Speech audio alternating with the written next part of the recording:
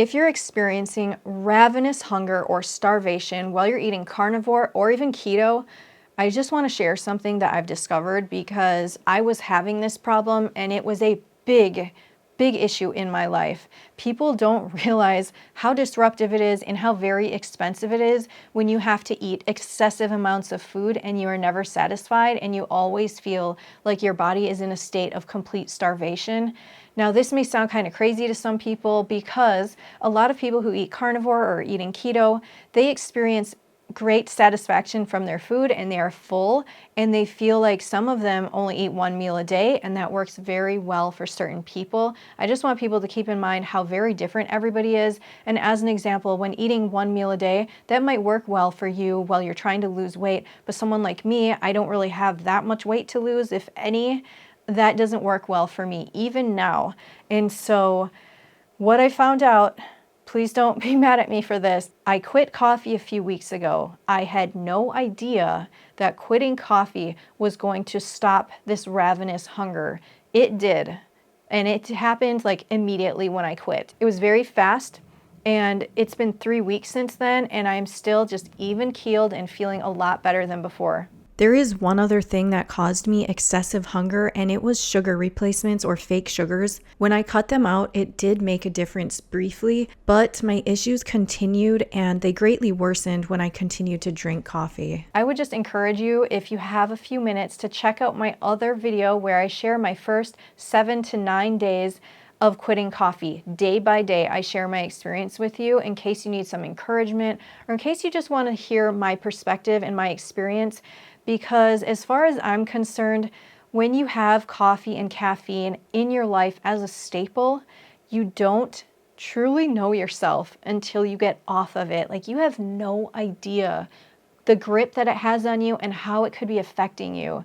And everybody's going to be different. And I totally get it if you're there thinking, it's fine, my sleep is okay, I'm fine, like it is not a big deal. I need this coffee, like I need it. I have a job, it's important, I need to be able to function. I understand all of it. I feel the same way. And also, by the way, I have been diagnosed with narcolepsy and an issue of hypothyroidism, which I think is under control now. But overall, I know what it feels like to have fatigue. I know what it's like to want that caffeine. I felt pretty horrible without realizing that coffee was such a big part of it. So there were times over the last year where I've talked to an integrative health doctor and I have consulted with her because I'm like, I'm so fatigued. I'm having chronic fatigue. Like, I can't keep my eyes open. There's times where the fatigue is so severe and you think that you're dealing with a chronic health condition. Well, guess what? For me, it was the coffee making me feel so up and down and so drained and so burnt out and so tired.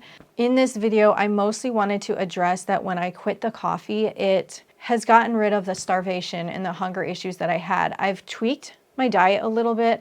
I don't eat like complete carnivore. I know some of you guys out there do that. Some people believe that a carnivore is anybody who eats over 70% meat. If you want to classify it as that, then you can call me carnivore. But otherwise, I have some things I've added in, and I've also done some tests with some foods to see how they affect me, because if you're using carnivore as an elimination diet, you're going to want to do that. You want to be able to enjoy what you're eating.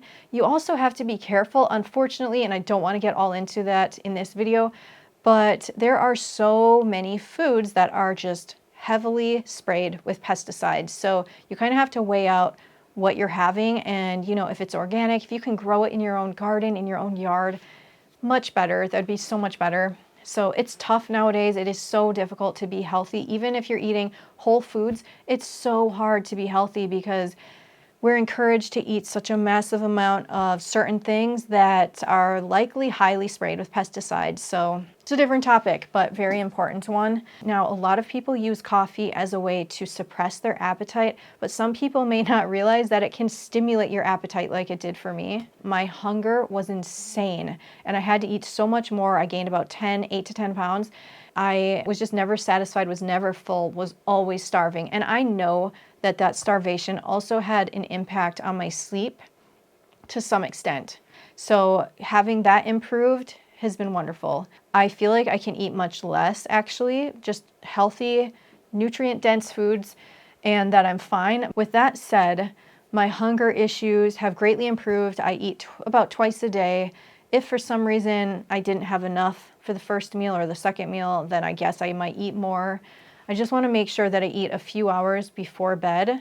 I will touch on my sleep really briefly for anybody interested, because I know this is a big issue for some people. I also know that some people who eat carnivore or eat keto have just amazing sleep, and they also have no issues with hunger. Everybody's different. This is a more common issue that I've heard of from others out there who've experienced the problem of waking up at 3 a.m. For me, it's been a big thing, a big problem. When I was drinking coffee, no matter what I did, I would try to push my sleep back later. I would be going to sleep at 6 p.m. There's numerous reasons this occurred. I didn't realize this until after I quit the coffee, but I was having a caffeine crash around 6 p.m. and you could see me on the couch because I was hanging out with my son. We usually watch shows at that time of night, and I would be just like passed out like a grandpa on the couch. 6 p.m. My son would be like, "You need to go to sleep." I could not function. I was just like somebody who was on Valium. I don't know if it's Valium, some type of tranquilizer. I was so tired. And actually, since I quit coffee, that's completely gone. I can go to sleep later if I want to, which never happened before quitting the coffee, which is nice. So in that way, I'm hoping over time that I can fix my sleep, because I am able to stay up later. And if I can stay up later, I can be more active during the day. That has a lot to do with it too. If you can be really active and kind of get yourself out in the elements, in the heat and humidity, as horrible as it is, it can affect your sleep as well, for me especially. And if you're in the sun a bit, can help you to sleep better. It's helped me. But overall, since I quit coffee, if you're wondering if it's fixed my 3 a.m. wake-ups, honestly, it has not. Not consistently. There are some days lately, and I mean just lately, over the last week. It's only been like 3 weeks since I quit the coffee. But more recently, a couple days ago, as an example, I did a lot of work during the day. I was sweating, I was working outside. I mean, the hard work that I did actually was only like 30 minutes, but it was so intense and it was so hot. My face was just beet red. And then I came in, took a shower, all that stuff. So being more active, like I said, can really help. All I know is that day, a couple days ago, I went to bed at 8 p.m. instead of my normal 6 or 7. And I slept closer till 5 a.m. and it was amazing. So I was so hopeful, like, oh, I wonder if I can start switching this so that I can sleep later. And then the next day, like this morning, I woke up at 3. But yesterday I wasn't very active because I was kind of stuck in the house. So there's so many little factors that can play a part. So basically, quitting coffee did not immediately fix all my sleep issues and my early wake up.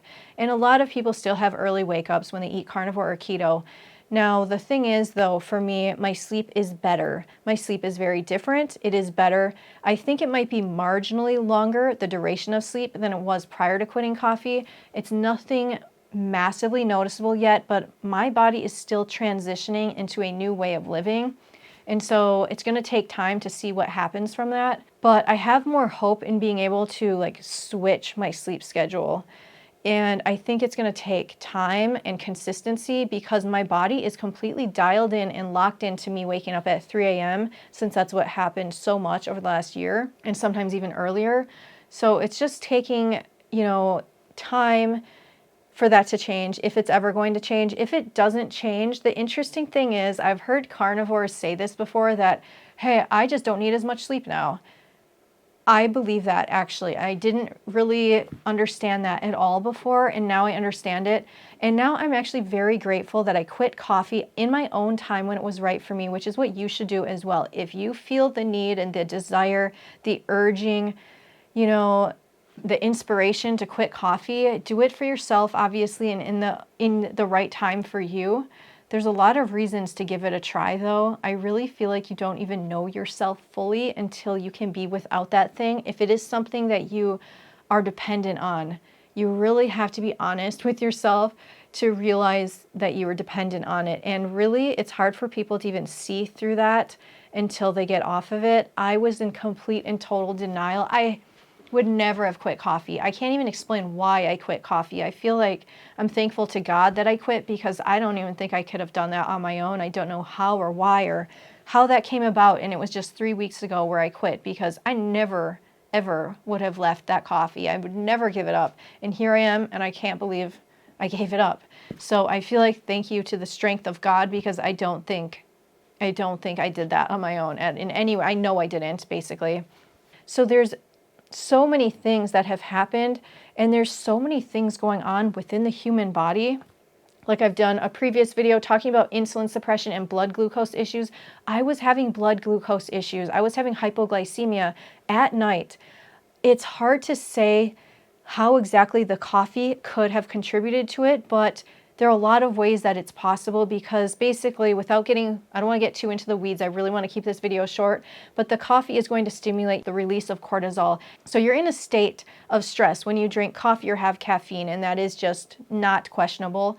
And so when that occurs, you know, cortisol is very, very important for many different things in your body. Everything has like downstream effects. So we've got cortisol, we also have insulin, and I was dealing with my cortisol being used or being expressed quite a lot, because I was on coffee every day, or caffeine, 2 forms of caffeine per day, or 2 cups of coffee, whatever it was, 2 things of it. It sounds like such a small amount, but it can have such a big effect. At least it has with me. My cortisol is being released. I already am depleted of cortisol. For anybody who doesn't know, I've had my cortisol tested for many years.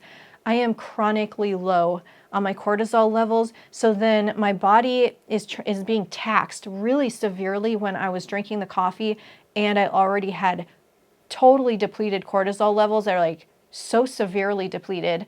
And so I was having issues of blood sugar regulation. So those are legitimate things that I was dealing with that also totally screwed up my sleep and left me feeling horrible.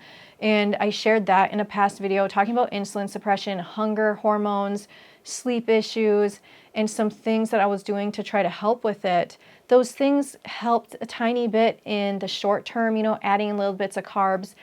Certain things helped a little, but nothing helped as much as dropping the coffee. It was just a fast improvement to help get rid of the blood sugar issues, which I was having. I haven't had any recently, as far as I can tell.